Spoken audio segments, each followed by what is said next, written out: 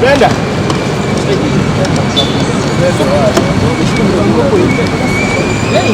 Roger, abadde ayagala agende wali funa kundi eri eriko wandikako Middle East Restaurant bane muli mutya mubale tusalako omukulu ono enanyi restaurant eno atuwadde lunch abalengedde wali nemugamba eyo family yange nagamba waawo we bali kwagala n'olwekyo tugenda bawa lunch. I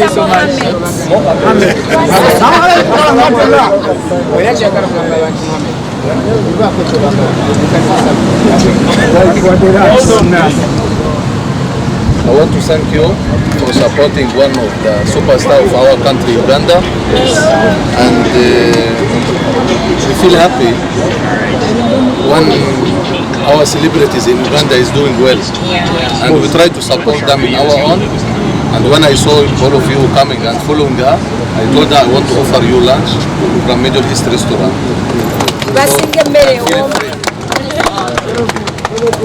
So madam,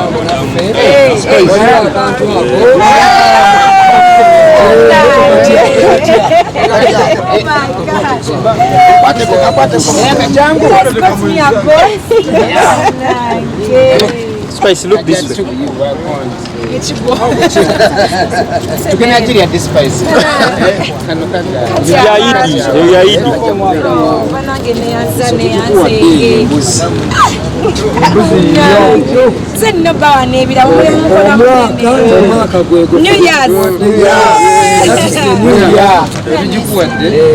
Show it, we're going to stage. Yes.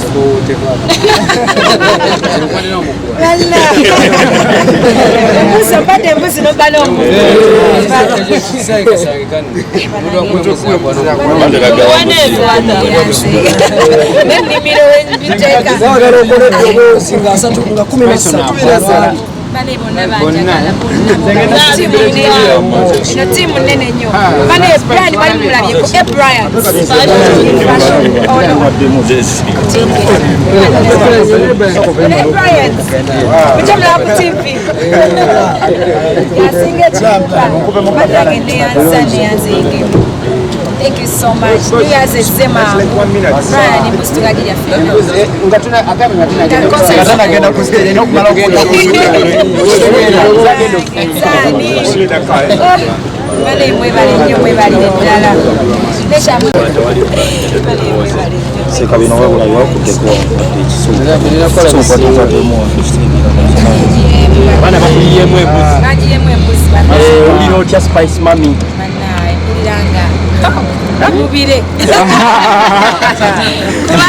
feel like heaven on earth.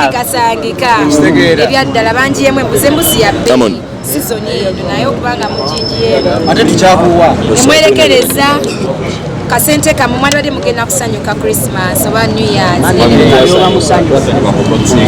nabayi wa mukati namwe musazeewo munesa suze bakunonya ne batugamba tugende ku stage tuyimbe nga toliimba tugende nga kumenasa walayi atugamba Diana aliwa atife tulina oluyimba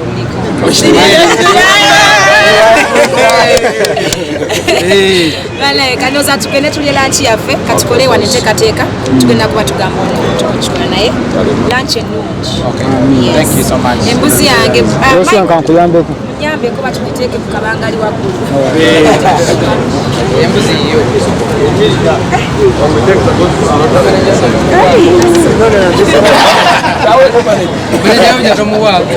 Eno yanyezeka akamugambye ekire mbadde jajjemuddamu nokugwaku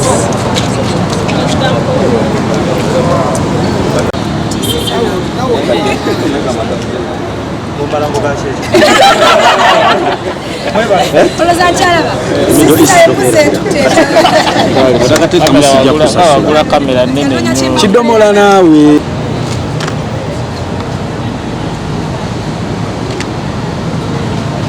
These guys are not spread out.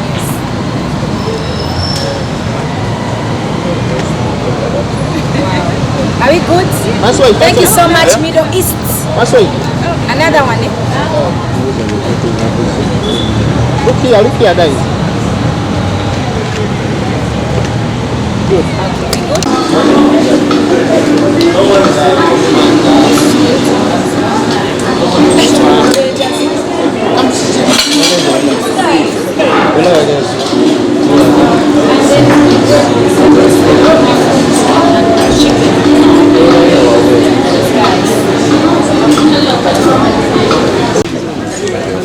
Moonba launch, Kansanga, and as you know, we are trying to Blue Moon.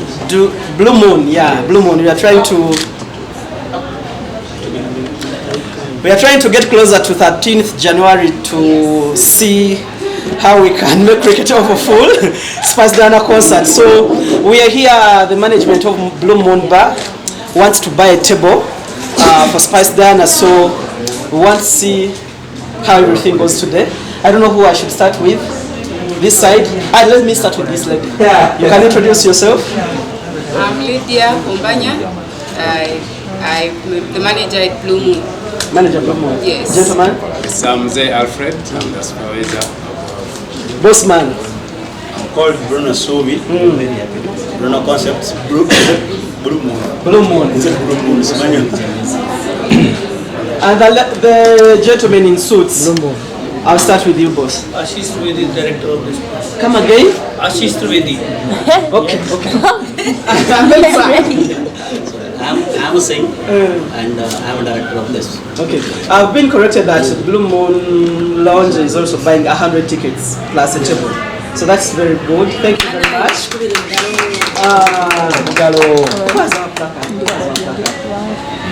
And that. So get to work again. You can first talk. Spice Diana, you're welcome at Blue Moon. Thank you so much. I would like to invite you to say something and appreciate the management for thinking about you, because many concerts have happened.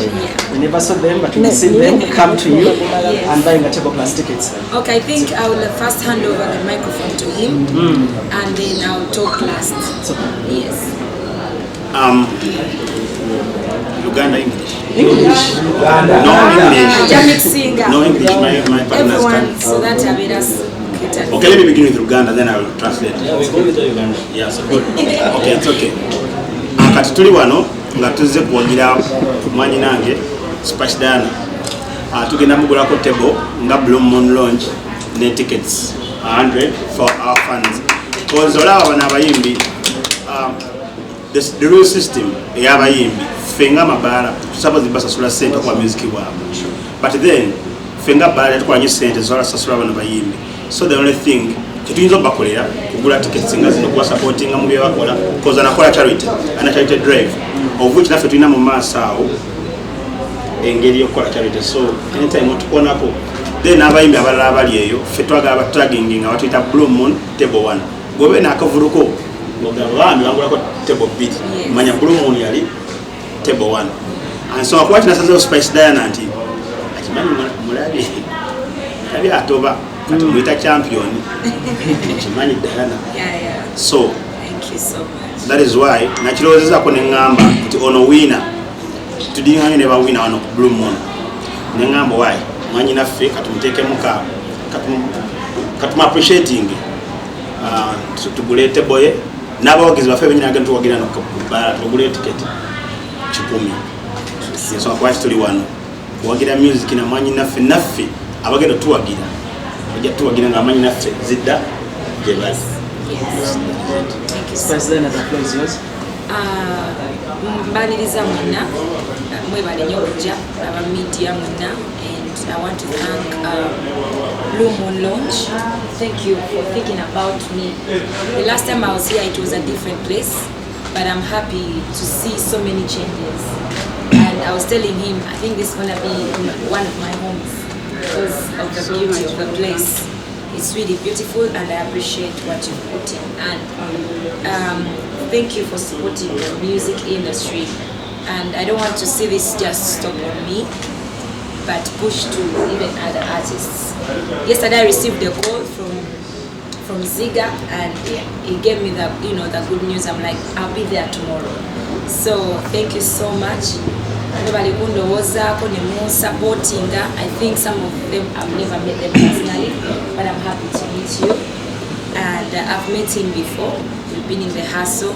But thank you. A table means a lot to me. Concert yange.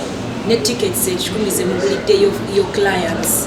It means a lot. I'll be happy to see abantu abavekansanga abavakabalagala n'emirirwano ba clients ba bloom ngabazo kusupportinga mwebalenge mwebalire ddala. I'm really happy.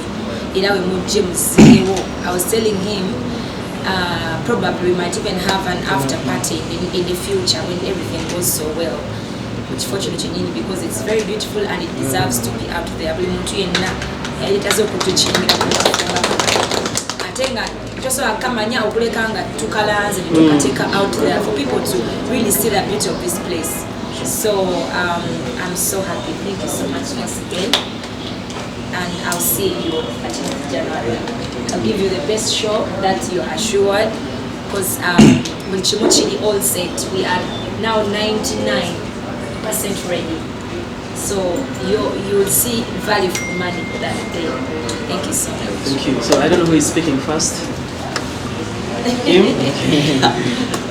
Thank you everyone, all the media person, the staff sitting here, and what are my colleagues in the area wherever they stand there. And thank you to Madam, she is here, and we are very happy to host you because you are my first guest, but we received here, and we want the long-term relationship between you and the Bloom, and I am looking that.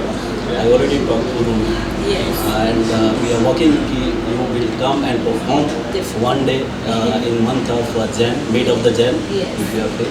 So we are working that. Thank you everyone. Thank you media, and we are very happy to renovate this place, and we are working hard. We will make this landmark in this area. Thank you everyone. Thank you. Say something, boss. So first of all, welcome you all, and thank you so much for coming and giving your valuable time to us. And thank you so much, madam, to give us some time. And, your presence is highly appreciated, and we are supporting you, and we are supporting the community, and we are trying to make some very good, or you can say the best club in Kampala. Yes. So we are on the way, not reached, but we are on the way, and we are trying our best, and let's see. Thank you. So spicy twali twagala ku yensonga twali suppose kulonkinga kino ekifo mu November naye kubanga spicy yalinayo concert nga 13 nabagamba bakama bange nti musoke mu kiholting ffe tugenda musabira mu kamera era tugenda kwebala sente zaffe nga abiri grand opening ya 2 January twalinda mu 13th esoke koleki egwe akubene extra zonna ffe abiri tukoleki tumukoneko tumuleete era nze kusabire ka budget mu kamera. Very happy to host again, madam, and I want to she will come and give the opening ceremony and also the cut the ribbon, the what we are going to do the grand opening. After the finishing, some work is still pending. We are working, and just we want you only will come and do my grand opening. I want to see you. Ebibuuzo.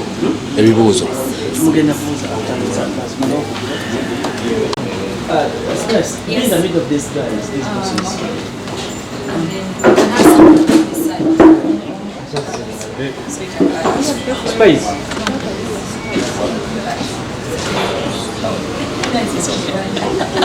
Yes. How is that? That's fine. Yeah, that's okay.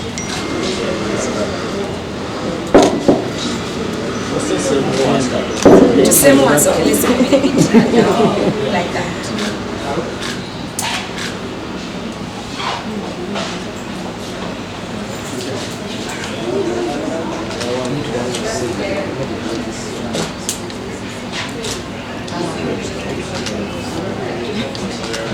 Are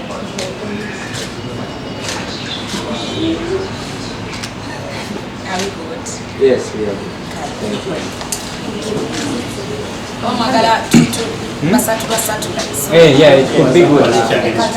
Side.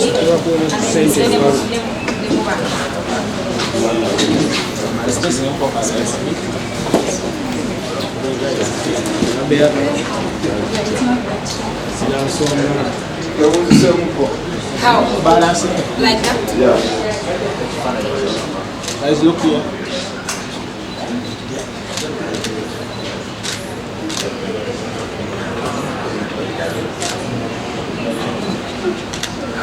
Are we good?